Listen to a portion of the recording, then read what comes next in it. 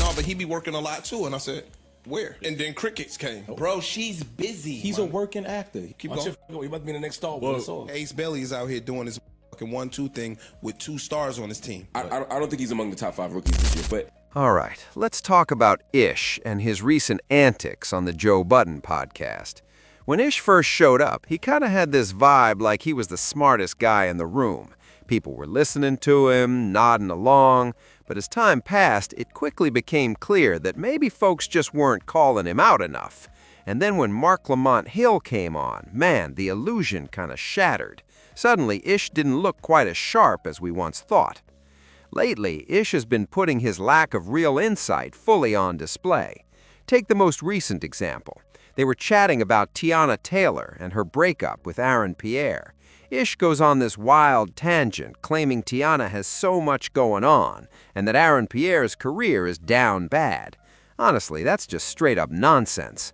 Aaron Pierre isn't some fading star. The guy is set to be in a Star Wars movie. That's huge. On top of that, he's a lead in the DC HBO series Green Lantern. So Ish's take? Completely off base.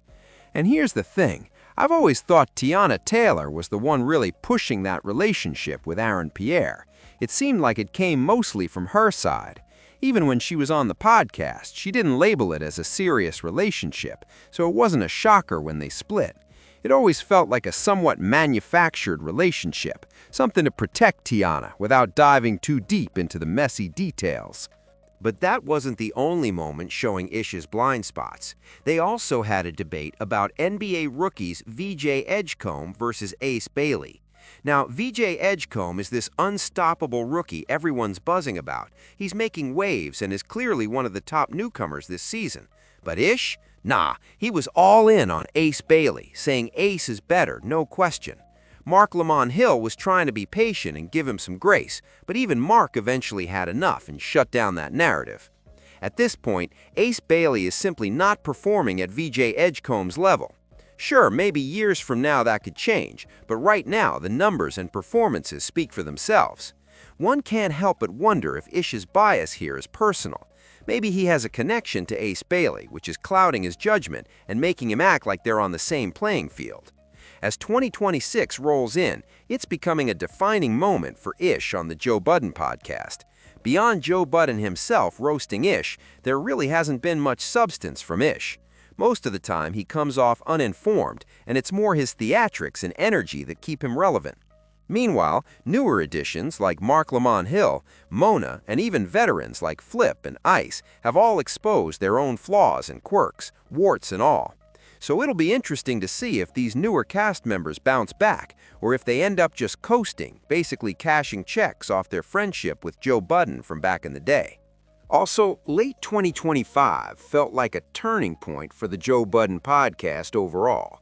Joe and Ian had big moments, the New York Times article, a slick commercial, but those buzzworthy moments came and went. Meanwhile, the actual podcast felt kind of stuck.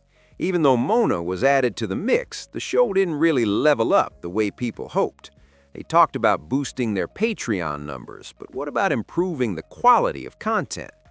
Mark Lamont Hill, for example, seems to have dialed back his presence a bit in the latter half of 2025.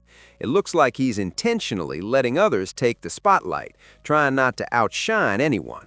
Part of his role seems to be appealing to an audience that maybe doesn't trust mainstream news outlets like CNN. That's a smart strategy, but it also means he's holding back, which can leave the podcast feeling a bit muted at times. Long story short, if things don't change soon, the show risks losing the edge that once made it compelling, and people might just stop tuning in altogether. Hold on. I'm with that, by the way. Go ahead, Flip. Go ahead, Flip. Get another lesson. Hear me out. Hear me out. Yeah, I'm responding to you. Will you let me finish it out? And then Is an add-on about me? Just let everybody finish. Let's let him go, Flip. Let him go. what I'm saying to you is that See, that's why I interrupt niggas. He said that. Beat him. Hold on. So you can't beat him. So you. No, I'm not. I'm not. One of the biggest challenges the show is wrestling with right now is this. As the cast keeps growing, Joe Budden doesn't seem too interested in actually enforcing quality control. Nobody's really getting cut or sent home, which feeds into my theory that the way people get paid is strictly per episode they show up for. There's no steady salary. You show up, you get a paycheck. You don't get paid. That's why Flip is always stressing the importance of just showing up. Eventually, he realized, hey, if I'm here, I'm getting paid. But I suspect his payment structure might be a little different from guys like Ish or Ice, who might have slightly different deals. And remember that whole bonus Joe mentioned? That was supposed to shake things up a bit, give folks a little extra incentive. But how much has really affected the vibe or quality? That's still up in the air. Because he'll skip no opportunity to make me look like an evil piece of shit. Mark cooking up right now. I hate Mark. I thought you got some bullshit. Yo, look at Parks. What are you doing, yo? Just making sure they're real. First off, let's talk about that $2,500 bonus Joe Budden threw out there. Now, anyone who's been following Joe for a while knows that $2,500 has been his classic go-to number when talking about how much he pays his escorts. It's like an inside joke he's been dropping for years. So was Joe basically comparing the podcast crew's service to his escorts? That definitely caught people's attention and raised some eyebrows. And naturally, a lot of folks said $2,500, that's way too low. But here's where I want to cut Joe some slack. Maybe that bonus was just a performance for the show, some kind of theatrics. But even if it wasn't, $2,500 is actually a lot for a bonus, especially when you consider how many people out there don't get any bonuses at all, despite working for companies raking in millions, even billions every year. Plus, when you look at the effort from some of the cast, especially Ish and Ice, it feels like they just clock in, show up, then clock out, without really engaging much with the show. That's not necessarily a bad thing, but to argue they deserve a bigger bonus, that seems a bit much. And then, towards the end of the episode, Flip dropped a hint, suggesting that Ish might not really be in the house, mentally or emotionally, like he's physically there but not fully invested. That was an interesting call-out. Go in the house, boy.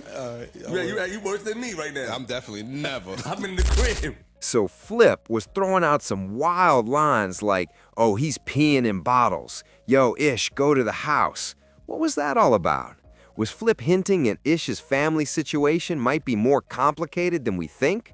That's a risky move because Ish is pretty private and definitely doesn't like people messing with his personal life like that. We'll have to wait and see if Flip was serious or just clowning around. As we roll into 2026, it really feels like the Joe Budden podcast has hit a bit of a plateau. Here's my take. Joe saw the rest of the game starting to crumble. Shows like Bigger Picture going bankrupt, Need to Know shutting down. I truly believe he thought Charlemagne was finished, had no moves left to make. But then Charlemagne dropped that $200 million deal headline, and suddenly Joe's out here looking outclassed, outsmarted, outmaneuvered. Now, Joe's stuck with a podcast that hasn't really moved the needle. It's not falling behind, but it's not pulling ahead either.